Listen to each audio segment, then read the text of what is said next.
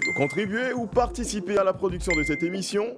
Envoie-nous une lettre de motivation de 2500 mots, ton CV, prouvant que tu as au moins 15 ans d'expérience en production, une copie légalisée, timbrée, laminée de tous tes diplômes et un certificat de bonne conduite signé par ton voisin de gauche.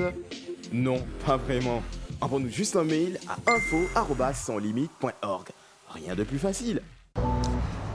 Du bureau à la ferme, peu probable, me diras-tu. Pourtant, c'est le parcours de Adèle. Comme on le dit, quand une porte se ferme, il y a de fortes chances qu'une autre s'ouvre, et peut-être en plus grand. En tout cas, tel a été le cas de Adèle, dont on découvre le parcours dans cet élément.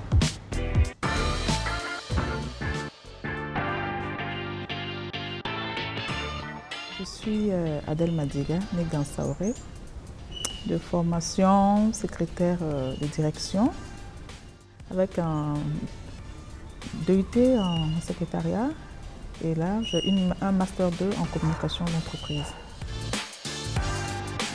En fait, tout a commencé en 2009 où j'ai perdu mon emploi. Et pendant que je travaillais, le climat ne me convenait plus, il y avait trop d'injustice et je voyais les choses venir.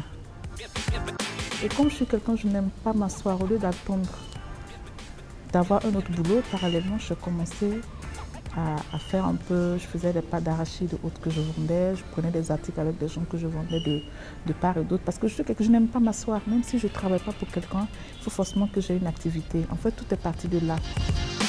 Il fallait forcément qu'on fasse quelque chose et qu'on réussisse dans ce qu'on entreprend. Voilà.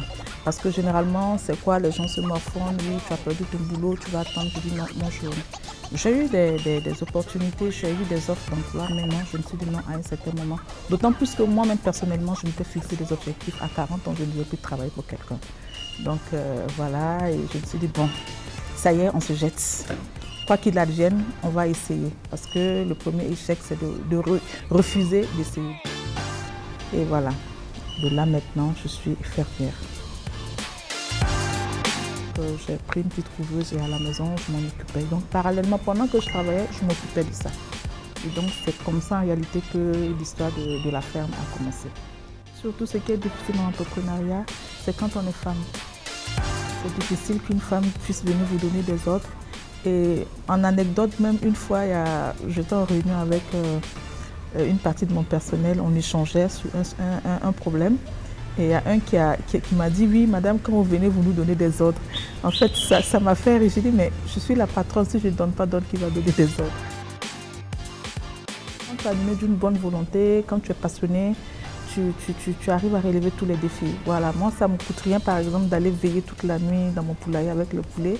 Mais bon, pas parce que je ne me prends pas comme une femme, mais je me considère comme un être humain. Je suis très captivée par toute personne qui travaille. J'aime des gens qui bossent. Et toutes les fois où je vois quelqu'un qui est motivé, qui est animé vraiment d'une ambition de mesurer, de réussir dans la vie, vraiment ça m'épate. Et j'ai pour objectif aussi d'atteindre ces personnes-là. C'est des modèles, en fait, ils nous permettent tous les jours aussi de pouvoir nous accrocher et de pouvoir aussi croire en notre but. La persévérance, toujours persévérer, ne jamais baisser les bras, croire en soi et toujours foncer. En fait, c'est ça. Quelles que soient les difficultés auxquelles on fait face, il faut toujours persévérer. Je n'aime pas l'échec. Et chez moi, le mot échec n'existe pas. Pour moi, c'est des épreuves et c'est une situation face à laquelle j'ai toujours une opportunité à saisir. Donc, je ne dois jamais rien attendre de quelqu'un. Non. Surtout que je suis une femme, comme je l'ai dit, la dignité, il ne faut jamais tendre la main. Peut-être on peut demander des conseils, on peut demander d'être accompagné, mais ne jamais dépendre de quelqu'un. Non, on ne doit jamais être un fardeau pour l'autre. Quand on croit en son rêve, il ne faut jamais laisser quelqu'un nous détourner de notre objectif. On vous dira, certains vous diront non, c'est pas la peine, c'est un domaine qui n'est pas porteur, c'est un domaine qui est difficile, tu ne pourras pas t'en sortir. Il faut essayer. Il faut toujours essayer, croire en soi. C'est très important parce que quand on a un projet et qu'on ne croit pas en soi, c'est déjà d'avance échoué. Et surtout aimer travailler. Il faut être patient, il ne faut pas vouloir tout de suite commencer et vouloir devenir riche. Non, même aux jeunes qui commencent déjà à travailler avec des gens, je leur dirais toujours, c'est ce que je dis toujours aux jeunes, ne soyez pas pressés de devenir riche, non. Ce n'est pas du jour au lendemain. Il y a des étapes dans la vie, il y a des processus. Il faut accepter, aller doucement et honnêtement surtout. Honnêtement, c'est très très important. Il faut aller doucement, honnêtement et on réussira toujours.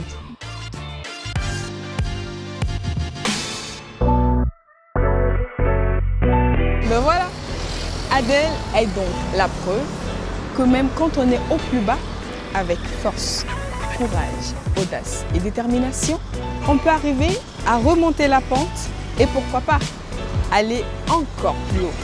Donc, si ça ne va pas chez toi, dis-toi que c'est peut-être le début d'un grand commencement. Notre programme continue, à tout de suite. Tu as un sujet à nous proposer pour l'émission ou un profil digne d'attention? Envoie-nous un petit mot sur notre page Facebook ou à info@sanslimites.org.